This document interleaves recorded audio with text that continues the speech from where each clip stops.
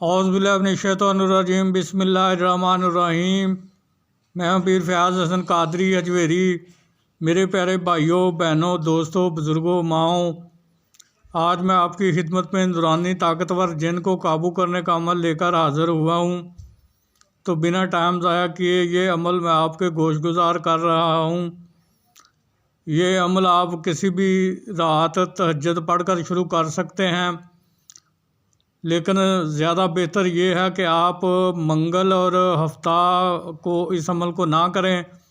बाकी आप किसी भी रात तहज्जुद के बाद से आप इस अमल को शुरू कर सकते हैं। चेहरा जो इसमें आपका वो किबला शरीफ की तरफ रहेगा, यानी कि मगरब की तरफ, वेस्ट की तरफ आपने अपना चेहरा रखना है। हसार जो इसमें आपने लगाना है वो धारे वाला लगाना है, और उसमें आपने अव्वल आखिर 11 बार दरूद इब्राहिमी, दरम्यान में 5 बार सूरह फातिहा, चारों कुल 3 बार, और आयतुल कुर्सी जो है वो 9 बार पढ़कर, आयतुल कुर्सी में आपको पढ़कर भी सुना देता हूँ। बिस्मिल्लाहिर्रहमानिर्रहीम। अल्लाहु ला इलाहा इल्ला हुवल हय्युल क़य्यूम ला ताख़ुज़ुहु सिनतुन वला नौम लहू मा फ़िस समावाति व मा फ़िल अर्दि मन ज़ल्लज़ी यशफ़अउ इंदहु इल्ला बिइज़्निही यअलमु मा बैना अयदीहिम व मा ख़ल्फ़हुम व ला युहीतूना बिशैइन मिन इल्मिही इल्ला मा शाअ वसिअ कुर्सियुस समावाति वल अर्द। तो ये आयतुल कुर्सी आपने 9 बार पढ़नी है। और अगर नीचे कच्ची ज़मीन है तो फिर आपने नई छुरी पर दम करके अपनी दाहिनी तरफ से गोल गदारे की शक्ल में सहार को लगा लेना है। और अगर नीचे पक्की ज़मीन या फर्श है तो फिर चाक या कोले पर दम करके अपनी दाहिनी तरफ से गोल दायरे की शक्ल में सहार को लगा लेना है, तो आपका सहार हो जाएगा। कमरा, जिस अमल में आपने इस अमल को करना है वो कमरा बिल्कुल पाक साफ़ होना चाहिए, और कमरा में किसी किस्म का सामान ना हो। अगर थोड़ा बहुत सामान हो तो चल जाएगा, लेकिन ज़्यादा सामान नहीं होना चाहिए। परहेज़ इस अमल के दौरान आपका जलाली व जमाली आपने दोनों परहेज़ करने हैं। और जो चीज़ आप खा पी सकते हैं वो भी आपको मैं बता देता हूँ। आप सिर्फ इस अमल के दौरान उबले चावल बग़ैर नमक के खा सकते हैं। फल खा सकते हैं, लेकिन फल को खाने से पहले अच्छी तरह धो लेना है, फिर उसको खाना है। खजूर खा सकते हैं, रोटी आप खा सकते हैं, गंदम के आटे की रोटी खा सकते हैं, और पानी पी सकते हैं। बाकी इसके अलावा आप कोई और चीज़ जो है वो आप खा पी नहीं सकते। बस इन चीज़ों के अलावा आप और चीज़ कोई नहीं खा सकते। अजीमत जो इस अमल की है वो स्क्रीन पर आपको नज़र आ रही है, और मैं भी आपको पढ़कर सुना देता हूँ ताकि किसी किस्म का गलती का इम्कान बाकी ना रहे। या है लूश बेहक़ या मुज़म्मल, या है लूश बेहक़ या मुज़म्मिल, या है लूश बेहक़ या मुज़म्मिल। तो इसको आपने 1000 बार पढ़ना है।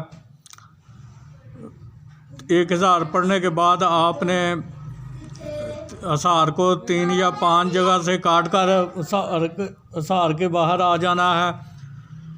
जिस चीज़ से हसार को लगाया था उसी चीज़ से हसार को आपने 5 या 3 जगह से काट कर हसार से बाहर आना है, तो आपका हसार ख़त्म हो जाएगा। फिर आपने रोज़ाना उसी जिस दिन पहले जिस वक्त पर जिस कमरे में अमल शुरू किया था उसी कमरे में और उसी वक्त पर आपने रोज़ाना इसको तहज्जुद की नमाज़ पढ़कर उसी टाइम पर आपने करना है। वक्त मुकर्ररा और जगह मुकर्ररा आपने कर लेनी है। फिर रोज़ाना अमल उसी वक्त और जगह पर करना है। और इसी अज़ीमत को आपने हर नमाज के बाद 1000 बार पढ़ना है। और 1000 बार पढ़ने के वक्त आपने अपना पहले जिस्मानी हिसार कर लेना है।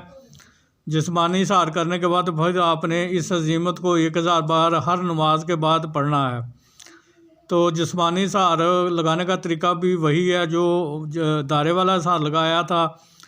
इसमें सिर्फ आपने अपने हाथों पर दम करके तो अपने तमाम बदन पर फेर लेना है। पढ़ना सब कुछ वही है जो मैंने दायरे वाले सहार में आपको बताया है। वो सब कुछ पढ़कर आपने हाथों पर दम करके 3 दम करके अपने तमाम बदन पर फेर लेंगे तो आपका जिस्मानी इज़हार हो जाएगा। फिर आपने इस अज़ीमत को 1000 बार पढ़ना है। तो इसी तरह आपने मसलसल इस अमल को 3 यौम तक करना है। जिन लोगों की रूहानी ताकत तेज़ है उनको इसमें 3 यौम में कामयाबी मिल जाएगी, और जिनकी रूहानी ताकत कम है, किसी को 9, किसी को 12, किसी को 15 और किसी को 18, फिर लास्ट जो इस अमल की हद है वो 21 यौम है। 21 यौम में इंशाअल्लाह ताला कामयाबी मिलेगी होगी।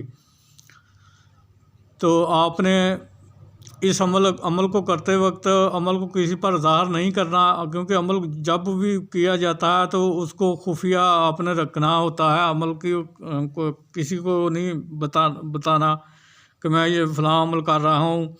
इससे अमल की जो तसीर है वो ख़त्म हो जाती है और अमल जो है वो ख़त्म हो जाता है, अमल की असर ख़त्म हो जाता है। तो बाकी जब वो उसकी हाज़िरी हो आपके सामने, अगर आपने अमल की तादाद को मुकम्मल पढ़ लिया है तो फिर आपने उससे बातचीत करनी है। अगर अपने अमल की तादाद को मुकम्मल नहीं पढ़ किया और उसकी हाज़िरी हो गई है तो फिर आपने उसको हाथ के इशारे से बैठने का कह दें। अमल मुकम्मल करने के बाद वो आपसे फिर पूछेगा कि आपने मुझे क्यों याद किया, मुझे ये क्यों बुलाया है। तो आपने कहना है कि मैं चाहता हूँ कि आपसे दोस्ती करना चाहता हूँ और मैं आपसे दुनियावी कामों में मदद लेना चाहता हूँ। फिर आपने उससे कसम लेनी है। कसम खाओ हज़रत सुलेमान बिन दाऊद अलैहिस्सलाम के, जब भी मांगूंगा आप आओगे, जिधर भी भेजूंगा आप जाओगे, जो काम भी कहूँगा करोगे, मुझे, मेरी बीवी बच्चों को, मेरे घर वालों को, अज़ीज़ों कारब को कोई नुकसान नहीं दोगे और मेरी मुलाजमत या कारोबार में कोई बंदा या रुकावट पैदा नहीं करोगे। तो ये कसम आपने उससे 3 बार लेनी है। फिर एक शर्त वो भी आप पर रखेगा, वो शर्त आप उसकी सोच समझ कर कबूल करें, क्योंकि वो शर्त आपने रोज़ाना की बुनियाद पर पूरी करनी होती है। अगर आपने एक दिन भी उसकी शर्त को पूरा ना किया तो वो आपकी तस्खीर से ज़्यादा हो जाएगा और वापस चला जाएगा, लौट कर नहीं आएगा। फिर आपने जब भी उससे निशाने भी तलब कर लें और दोबारा हाज़िरी का तरीका भी उससे मालूम कर लें तो वो आपको निशानी भी दे देगा और हाज़िरी का तरीका भी बता देगा।